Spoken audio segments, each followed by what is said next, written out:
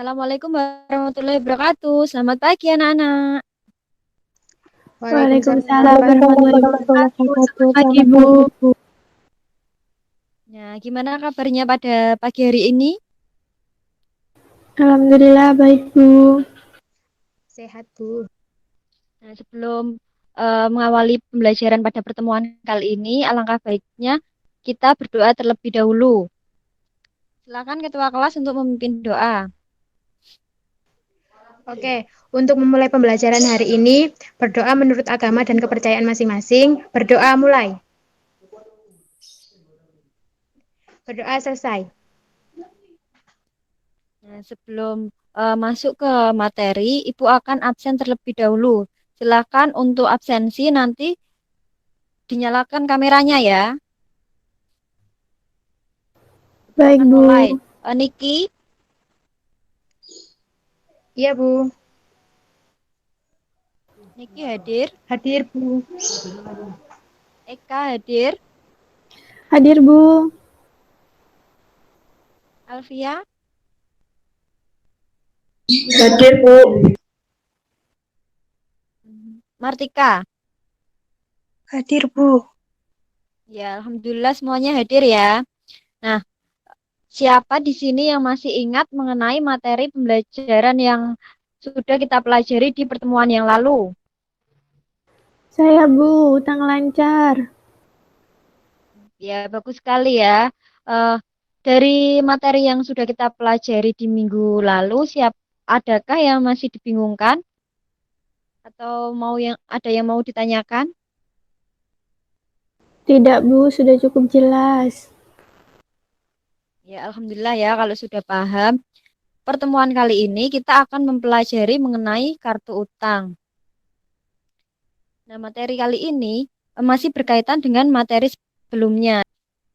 Nah, Ibu harap nanti kalian itu mengetahui apa pengertian dari kartu utang, kemudian gunanya atau manfaat dari kartu utang itu untuk apa, kemudian metode untuk mencatat kartu utang dan juga cara penyusunan dari kartu utang. Nah, baik sebelum masuk ke materi, Ibu akan menampilkan sebuah video ilustrasi yang berkaitan dengan materi yang akan kita pelajari. Nanti diperhatikan baik-baik setelah Ibu selesai menampilkan materi video, Ibu minta untuk kalian menyimpulkan apa isi dari video tersebut.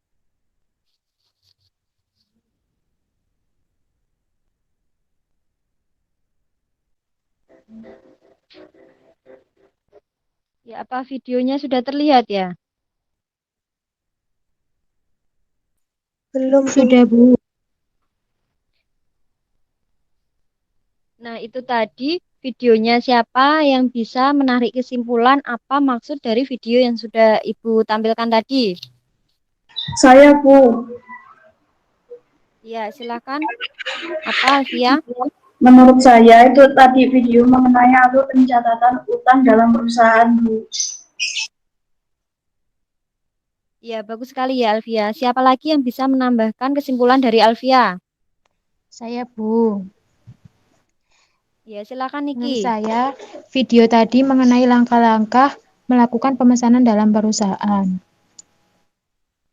Ya, baik. Terima kasih, Niki. Nah, jadi kesimpulan dari video yang sudah Ibu tayangkan tadi adalah proses perusahaan melakukan pembelian barang untuk perusahaan, yang mana pembeliannya itu dilakukan secara kredit. Oke, jadi kalau pembelian yang dilakukan secara kredit itu disebut dengan apa kalau dalam akuntansinya? Utang, Bu. Ya, benar sekali ya, Eka. Nah, jadi karena perusahaan melakukan pembelian secara kredit, maka itu tadi akan menjadi utang bagi perusahaan. Nah, nanti dalam perusahaan itu, utang-utang perusahaan akan dicatat di dalam sebuah kartu yang namanya kartu utang. Bisa dipahami ya? Oke, Ibu Bisa, akan Bu. tampilkan PPT-nya terlebih dahulu. Gimana? Sudah terlihat? Sudah, Sudah, Bu. Bu.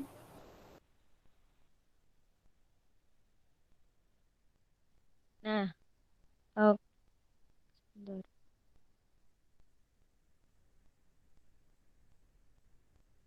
Nah, siapa di sini yang sudah mengetahui apa pengertian dari kartu utang?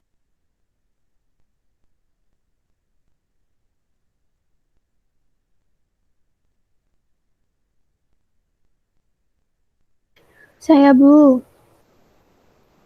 Ya, silakan. Ya, kartu utang itu kartu yang digunakan perusahaan untuk mencatat transaksi-transaksi utang, Bu. Ya, bagus sekali ya, Eka. Nah, baik. Jadi, kartu utang itu adalah salah satu sarana untuk mencatat adanya mutasi utang secara terperinci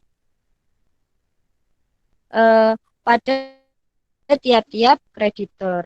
Untuk mempermudah perusahaan mengetahui jumlah utangnya pada tiap pemasok, maka dibuatlah sebuah kartu utang ini.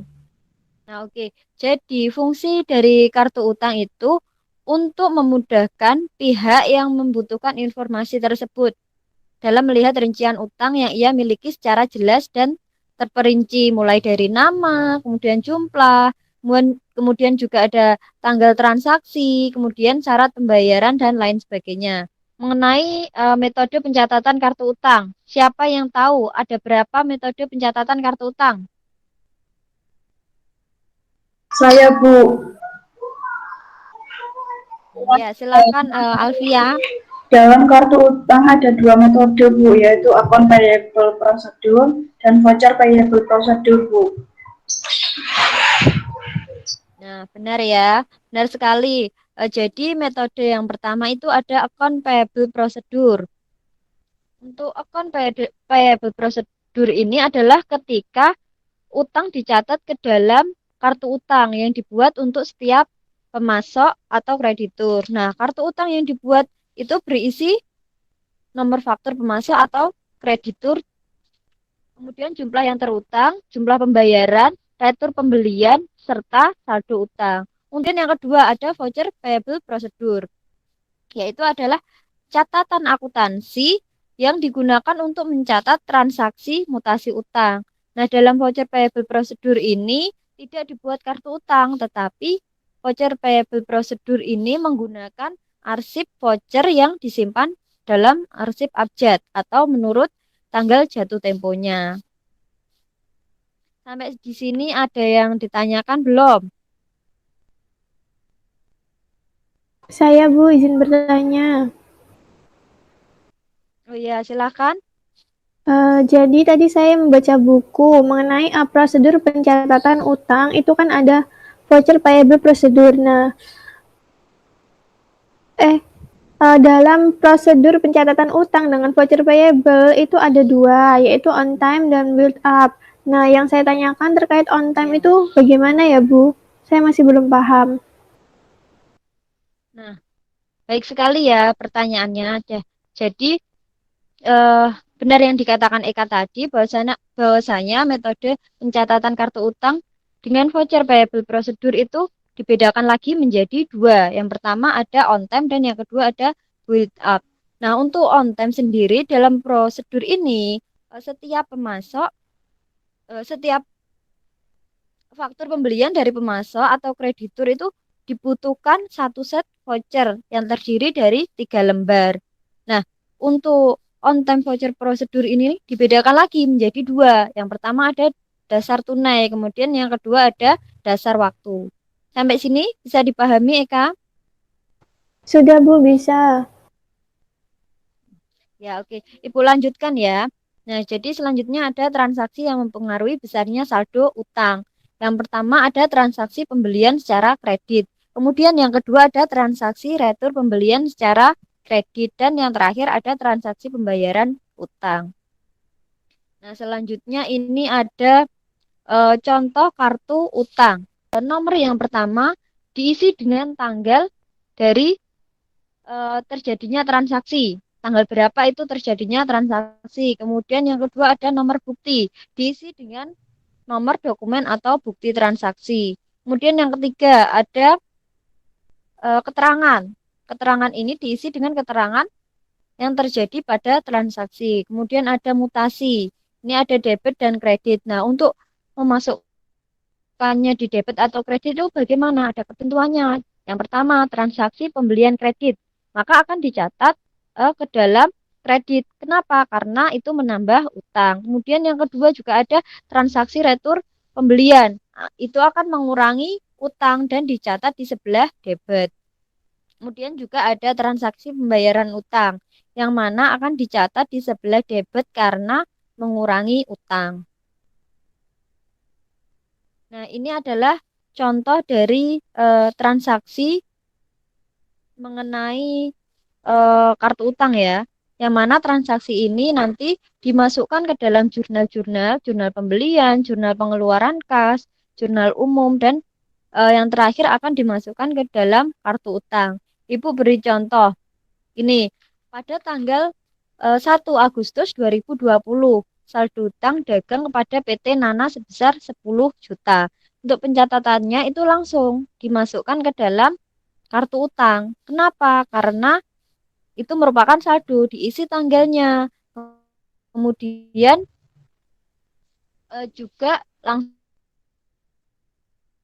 dimasukin tanggal yang kedua, itu ada tanggal 6 Agustus. Di Blip ini akan dicatat ke jurnal pembelian karena melakukan pembelian sama ya, tanggalnya diisi tanggal 6, kemudian nomor fakturnya dimasukkan, kemudian akun yang dikredit, terus juga dimasukkan nominalnya karena di debit itu ada pembelian, perlengkapan, serba-serbi karena tadi transaksinya pembelian, maka dimasukkan ke kolom pembelian sebesar 4.500.000 dan kreditnya juga utang dagang sebesar 4.500.000. Semuanya dicatat seperti itu ya. Kemudian langsung dimasukkan ke kartu utang sesuai urutan tanggalnya. Sampai di sini ada yang mau tanya lagi? Saya izin bertanya, Bu. Yes. Oh iya, silakan. Eka. Saya izin bertanya mengenai catatan akuntansi yang digunakan dalam dua metode tadi itu bagaimana ya, Bu? Iya, bagus sekali ya pertanyaannya. Siapa yang sudah bisa menjawab dari pertanyaannya Eka tadi? Ada yang sudah tahu jawabannya atau belum? Belum, Bu. Belum, Bu. Oke. Nah, jadi gini jawabannya, Ibu akan jelaskan ya. Jadi catatan akuntansi yang digunakan dalam account payable procedure itu ada 4. Yang pertama ada kartu utang, yang mana digunakan untuk mencatat mutasi saldo dan saldo utang kepada tiap kreditur atau pemasok. Yang kedua ada jurnal pembelian. Kemudian yang ketiga ada jurnal pengeluaran kas dan yang terakhir ada jurnal umum atau memorial. Kemudian untuk yang catatan akuntansi yang digunakan dalam voucher payable procedure itu ada 2. Yang pertama register bukti kas keluar. Yang kedua ada register cek. Sampai sini bisa dipahami semuanya? Terutama Eka Bisa, Bu. yang bertanya tadi. Nah, baik jika sudah tidak ada yang bertanya lagi, jadi nanti ini ada soal evaluasi. Soal evaluasi ini nanti akan Ibu bacakan, kemudian kalian yang bisa menjawab langsung menjawab jawabannya ya. Nanti nilainya bisa untuk menambah nilai tugas kalian. Bisa dipahami? Bisa, Bu. Bisa, Bu. Nah, baik. Baik, kita mulai ya. Jadi soal yang pertama, dalam pencatatan utang ada 2, yaitu account payable procedure dan voucher payable procedure. Dalam account payable procedure, pencatatan utang ini berupa Kartu utang, Bu. Kartu utang, Bu. ya. Oke, jawabannya A. Kita simpan dulu ya, nanti kita bahas bersama. Kemudian yang kedua, dalam voucher payable procedure, pencatatan utang ini digunakan. Saya, Bu. Oh iya, silahkan Eka. C. Arsip voucher.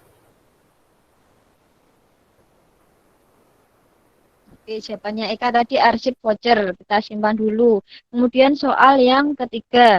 Dalam kartu utang ada kolom ref. Kolom ini diisi dengan titik-titik. Apa jawabannya? Yang A, Bu. Mencatat nomor dokumen atau bukti. Iya, jawabannya Alfia yang A ya. Sekarang kita lihat jawabannya. Yang pertama jawabannya ada A. Karena materi sudah Ibu sampaikan, Ibu ingin melihat seberapa kemampuan pemahaman materi kalian. Jadi Ibu akan bagi kalian menjadi beberapa kelompok. Yang kelompok pertama ada Niki sama Alfia. Kemudian kelompok kedua ada Eka sama Martika. Nah, soalnya sudah Ibu kirim ke grup WA grup. Kemudian nanti Ibu minta perwakilan dari kelompok atau perwakilan saja nggak apa-apa atau semua juga nggak apa-apa mempresentasikan hasil diskusinya. Ibu kasih waktu 15 menit ya. Bisa dimengerti semuanya? Bisa, Bu.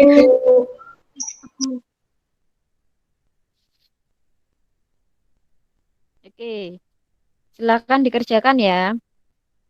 Nah, karena waktunya sudah habis, semuanya sudah selesai ya berdiskusi. Sudah, Bu. Silakan kelompok satu mempresentasikan hasil diskusinya, kemudian dilanjut dengan kelompok berikutnya. Nah, jadi itu kan ada jurnal. Nah, jurnalnya kalian baca per kelompok satu, kemudian nanti langsung cara memasukkan ke kartu utangnya. Nanti setelah semua kelompok sudah mempresentasikan, Ibu akan memberitahu jawaban yang benar. Silakan. Pembeliannya pada tanggal 6, itu terdapat pembelian, maka yang didebit pembelian dikreditnya utang dagang. Untuk transaksi tanggal 18 pada CV Sejahtera, pembeliannya sebesar 7.600.000 didebit kreditnya 7.600.000 pada utang dagang.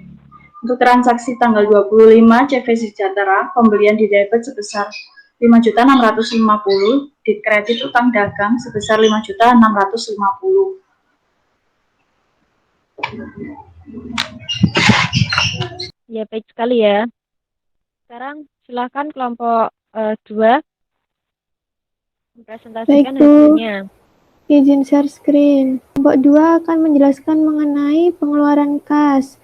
Nah, ini untuk transaksi pada tanggal 15 itu utang dagang debit sebesar 4 juta, lalu kreditnya potongan pembelian sebesar 80.000 dan juga kas sebesar 3.920.000. Lalu transaksi pada tanggal 29 itu utang dagang debit sebesar 7 juta dan kreditnya kas sebesar 7 juta. Nah, untuk mutasi kartu utang pada tanggal 15 dan juga 25 dan juga 29 itu mutasinya di debit sebesar 4 juta dan juga 7 juta. Sudah, Bu. Terima kasih kelompok 2. Nah, jadi Ibu akan lihatkan ya, kita akan bahas bersama-sama. Nah, oke. Jadi kita bahas mulai yang dari kelompok 1 lanjut kelompok 2 ya, lanjut transaksinya. Nah, jadi yang tanggal 1 Maret, saldo utang dagang pada CV Sejahtera sebesar 10 juta. Ini saldo, maka langsung dimasukkan ke dalam kartu utang. Kemudian yang kedua, transaksi 2, pada tanggal 6 Maret 2020 dibeli barang dagang dari CV Sejahtera seharga 4.500.000. Nah, ini dengan syarat 2/10 N30 faktur nomor 345. Nah, karena ini melakukan pembelian, perusahaan melakukan pembelian, maka dicatat ke jurnal pembelian. Tanggalnya diisi tanggal 6, nomor faktur, akun yang dikredit, kemudian untuk debitnya diisi di kolom pembelian sebesar 4.500.000. Kemudian untuk kolom kreditnya diisi, itu kan hanya utang dagang, diisi utang dagang 500.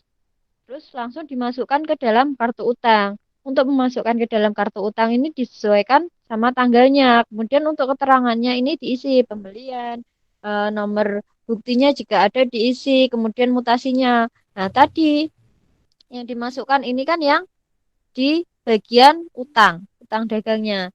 Itu kan di sebelah utang dagangnya di sebelah kredit. Maka untuk meletakkannya di kartu utang juga di sebelah kredit sebesar 4.500.000. Nah, untuk bagian kolom saldo itu saldo awalnya tadi kan 10 juta. Kemudian kalau di ini ada tambahan ada di mutasi itu ada di kredit 4.500.000, maka akan menambah utang di perusahaan. Jadi 10 juta ditambah 4.500.000 jadi 14.500.000. Semua dimasukkan seperti ini ya. Terus ini yang terakhir saldonya ada 15.750.000. Nah, jawabannya dari kelompok 1 dan 2 tadi udah hampir benar semuanya. Semuanya ya. Untuk nanti kunci jawaban ini Ibu bagikan di grup WA.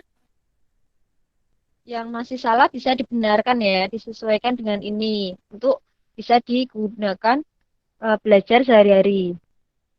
Karena waktunya sudah hampir habis, jadi sebelum Ibu akhiri pembelajaran pada pertemuan kali ini, siapa yang bisa menyimpulkan hari ini kita sudah mempelajari mengenai apa saja yang kalian pahami, yang kalian dapatkan? Saya, Bu. Ya, apa? Ya, jadi pada pembelajaran kali ini kita sudah mempelajari mengenai kartu hutang, di mana kartu utang itu adalah salah satu sarana untuk mencatat adanya mutasi utang secara terperinci pada tiap-tiap kreditor.